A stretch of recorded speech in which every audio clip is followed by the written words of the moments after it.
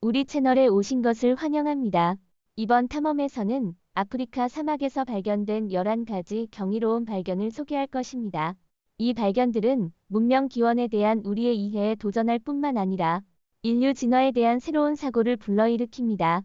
외계의 돌에서 신비로운 뼈까지 이 무서운 비밀들이 우리를 기다리고 있습니다. 함께 이 고대의 수수께끼를 밝혀볼 준비가 되셨나요? 서아프리카 시에라리온에서 과학자들과 고고학자들이 발견한 파란 돌이 큰 주목을 받고 있습니다. 이 돌은 1990년 이탈리아의 지질학자 안젤로 파토니에 의해 우연히 발견되었습니다. 그는 지역의 광물에 대한 깊은 연구를 했지만 이렇게 불투명한 파란 돌은 본 적이 없었습니다. 지역 전설에 따르면 이 돌은 저주받은 생명체로 신들과 함께 살다가 잘못된 행동으로 인해 돌로 변해 영원히 추방당했다고 합니다. 파토니는 과학적 데이터를 얻기 위해 이 돌을 세계 실험실에 보내 분석하였습니다. 그 결과 이 돌은 독특한 화학 성분을 지니고 있으며 이전에 본 적이 없는 것으로 밝혀졌습니다. 지구에 속하지만 그 성분으로 인해 천혜의 돌이라고 불리며 많은 이론을 낳았습니다. 그 중 하나는 이 돌들이 먼 과거에 지각 속 깊숙이 묻혀 있었던 운석의 조각일 가능성이 있다는 것입니다. 이 돌의 색상은 독특하며 알려진 광물 라피스 라줄리과는 전혀 다르기 때문에 과학자들은 이 돌들이 외계 기원을 가질 가능성이 있다고 추측하고 있습니다. 한편 아프리카 대륙은 분열을 겪고 있으며 이 현상은 경이로움과 두려움을 동시에 불러일으킵니다. 과학자들은 아프리카의 균열에서 새로운 바다가 형성될 것이라고 예측하고 있습니다. 이 과정은 수백만 년이 걸리겠지만 이는 대륙의 지질 구조를 영원히 변화시킬 것입니다. 2005년 에티오피아 사막에서는 이미 35m 길이의 균열이 형성되어 아프리카 판의 분열이 우리가 생각했던 것처럼 느리게 진행되지 않고 있음을 보여주었습니다. 이 균열의 형성은 미래의 변화가 불가피하다는 점에서 걱정을 낳습니다. 새로운 바다가 두 개의 새로운 판 사이에 형성될 것이며 이는 에티오피아와 우간다와 같은 내륙 국가들에게 자신만의 해안선을 제공할 수 있습니다. 이는 경제 발전을 촉진하고 외부와의 연결을 개선할 수 있지만 작은 독립대륙이 되는 잠재력은 갈등을 초래할 수 있습니다. 그럼에도 불구하고 우리는 이러한 변화가 부정적인 영향을 미치지 않기를 바랍니다. 나미비아에는 실제로 존재하는 신기루가 있습니다. 아이러니하게도 이곳은 아프리카에서 가장 음산하고 우울한 장소 중 하나입니다. 나미비아의 해골 해안은 매우 유명하며 많은 주목을 받고 있습니다. 이곳은 넓은 해안선과 그 뒤쪽의 사고가 가장 흥미로운 특징입니다. 해안에는 사람들이 살고 있지만 동시에 거대한 야외 무덤이기도 하며 수천수만의 야생 동물의 뼈, 예를 들어 사자, 하이에나 및 기타 포식자들의 뼈가 여기저기 흩어져 있습니다. 이 해안선은 완전히 흰 모래 언덕으로 이루어져 있어 카리브해에 있는 듯한 착각을 줍니다. 그러나 이러한 무서운 해골들은 분명히 이곳이 휴양지가 아니라 죽음의 만이라는 것을 상기시켜 줍니다. 해골 외에도 해안에는 수백 척에 버려지거나 사고난 배들이 있습니다. 수세기 동안 이 황량한 해변은 한때 거칠고 험난한 바다를 항해했던 위대한 배들의 안식처였습니다. 우리는 그 배에 타고 있던 사람들에게 무슨 일이 일어났는지 추측할 수밖에 없습니다. 아프리카는 종종 인류의 요람으로서 그 이유를 보여줍니다. 예를 들어 2013년에 과학자들은 아프리카의 상승 동굴 시스템에서 새로운 미지의 인류종을 발견했습니다. 이 종은 현대 인류의 조상과 같은 시기에 살았던 멸종된 종입니다. 이 발견은 호모 사피엔스의 진화의 시작을 나타냅니다. 이 탐험은 아마추어 고고학자 스티븐 타커와 닉 헌트가 주도했으며 그들은 동굴의 덜 탐사된 지역을 탐험하기로 결정했습니다. 좁은 통로의 끝에서 그들은 수백 구의 뼈가 가득한 매장터 같은 장소를 발견하고 놀랐습니다. 뼈는 분명히 원시적인 특징을 보여주며 턱뼈는 현대 인류보다 자가 전문 인류학자의 개입이 필요함을 나타냅니다. 연구에 따르면 발견된 지역은 최소 15개 개체의 매장지일 가능성이 있습니다. 이 발견은 매장 행위에 대한 논의를 불러일으켰습니다. 매장은 일반적으로 호모 사피엔스만의 특징으로 여겨지며 이는 이 종들이 완전히 원시적이지 않음을 시사합니다. 비록 그들의 뼈 구조가 현대인과 분명히 다르지만 치아 등 특징에서는 놀라운 유사성이 나타납니다. 새로 발견된 종은 나레이디인으로 명명되었으며 이는 원시 인류와 현대 인류의 혼합종입니다. 그들은 사망자를 대하는 데 있어 매장을 행하며 이는 일부 고대 종들과 비교했을 때 더 높은 문명 수준을 보여줍니다. 이 발견은 인류 진화의 역사를 분명히 재작성하며 우리의 기원의 복잡성을 드러냅니다.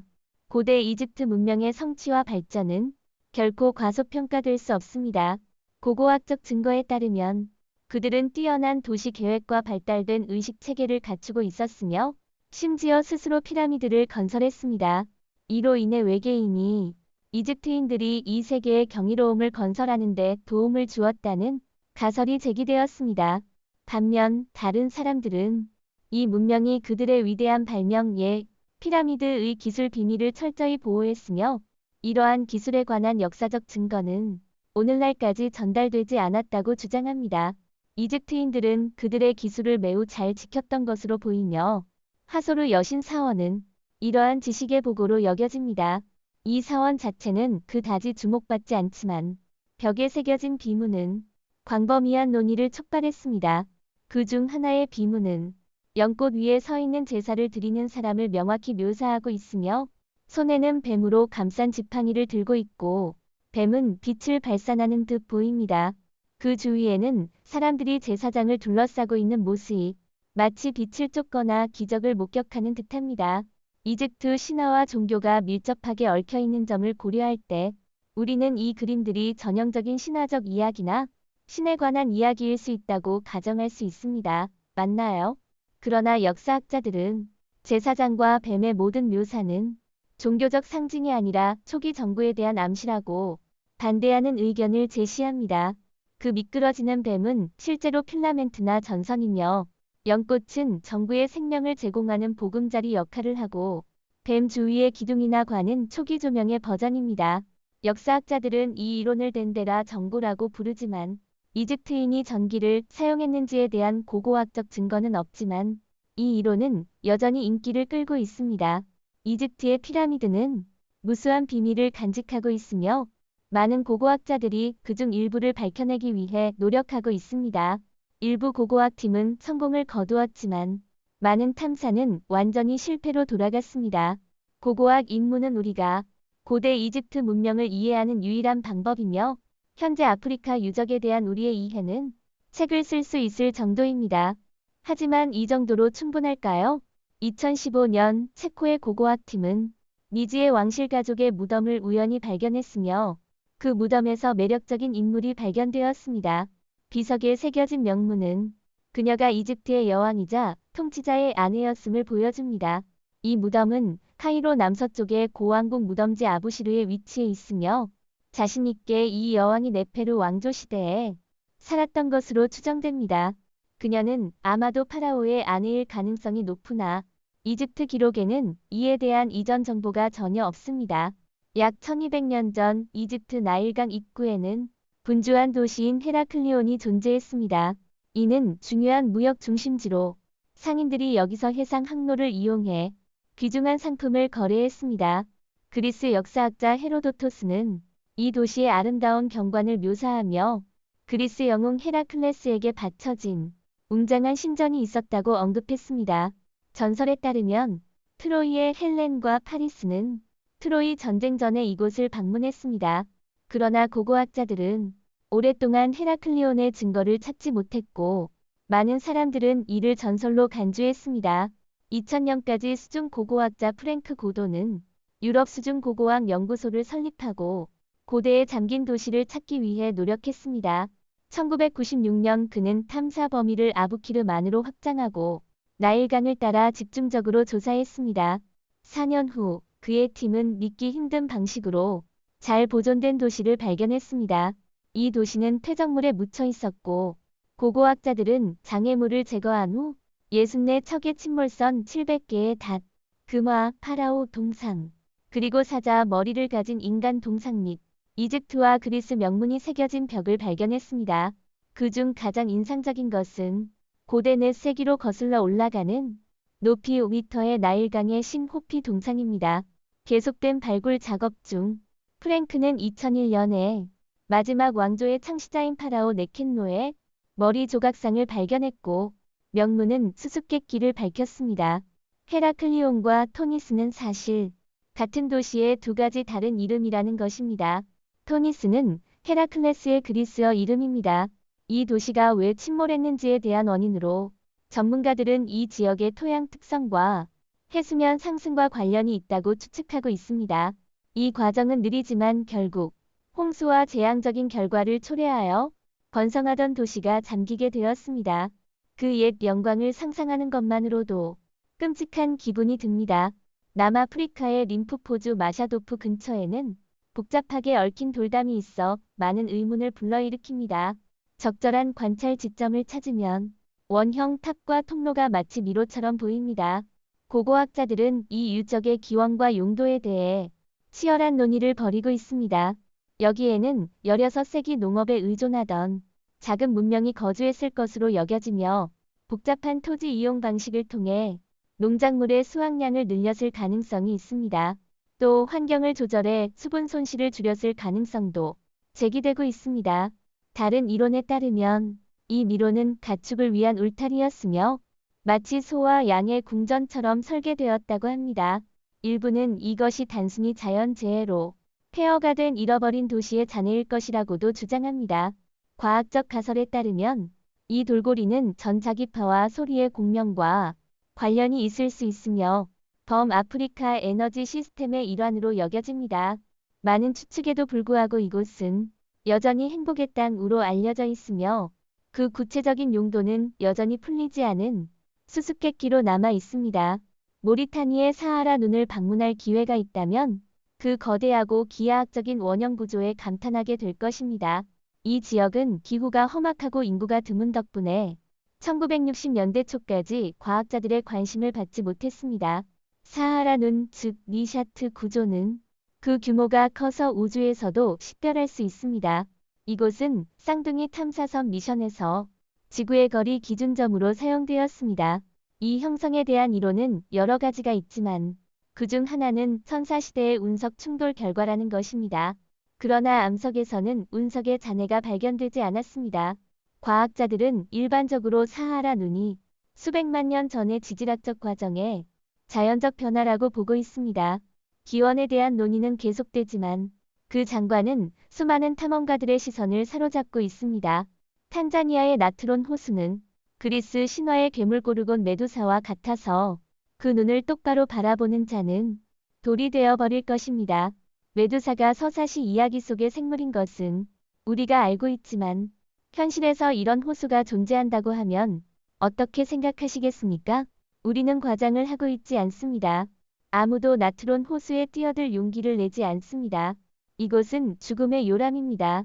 수년간 현지인들은 이 호수가 치명적이라고 믿어왔으며 이곳의 물을 마시는 생물은 모두 돌이 되어버린다고 합니다. 나트론 호수의 역사 속에서 현지인들은 물을 마신 새와 동물이 재가 되는 모습을 목격했습니다. 호수 표면에는 많은 화석처럼 보이는 새와 동물이 있어 마치 살아있는 조각상처럼 보입니다. 그러나 자세히 살펴보면 모두 이미 죽어 부패해 있습니다. 이 무서운 호수의 깊은 곳에는 얼마나 많은 시체가 숨겨져 있을까요? 수세기 동안 이 호수는 아프리카 대륙에서 가장 비밀스러운 장소 중 하나였으며 주변 지역이 관광 매력이 없기 때문에 세계는 이 끔찍한 호수에 대해 거의 알지 못합니다. 다나킬 분지는 아프리카의 뿔에 위치해 있으며 대륙에서 가장 위험한 곳으로 여겨집니다. 이곳의 다나킬 사막은 외진 곳에 있으며 조건이 열악하여 지구에서 가장 뜨겁고 건조한 지역 중 하나입니다. 위험은 기후뿐만 아니라 이 동아프리카 구조 단층에 위치한 작은 지역은 독가스로 가득 차 있습니다. 연못에서는 산성 액체가 끓고 공기 중에는 염소와 황성분이 가득해 숨쉬기조차 힘듭니다. 그러나 하늘에서 내려다보면 이곳은 다채로운 색상으로 경이로운 자연 경관을 이룹니다. 과학자들은 이곳이 생물을 적극적으로 제거하는 지구에서 유일한 지역이라고 믿고 있습니다. 연못을 조사하는 동안 그 호수의 pH 값이 0에 달해 순수 산과 같으며 조금만 접촉해도 치명적일 수 있음을 발견했습니다. 수천 마리의 죽은 벌레와 기진맥진한 곤충들이 이곳의 환경이 얼마나 극악무도한지를 보여줍니다. 이 지역의 이산화탄소 농도가 극도로 높아 호수 근처 30cm 이내에서는 질식할 수 있어 현지인들은 이 연못을 살인자 호수라고 부릅니다. 게다가 다나킬에는 많은 소형 화산이 있어 이곳에서의 매 발걸음이 마지막 발걸음이 될 수도 있습니다. 오늘 영상은 여기서 마치겠습니다. 시청해주신 모든 분들께 감사드립니다. 이 영상이 마음에 드셨다면 좋아요, 공유, 채널 구독을 잊지 마시고 저희와 함께 더 흥미로운 콘텐츠를 살펴보세요. 더 흥미로운 지식과 흥미로운 내용을 공유하려면 업데이트에 주의를 기울이십시오. 다음 영상에서도 또 뵙길 기대하겠습니다.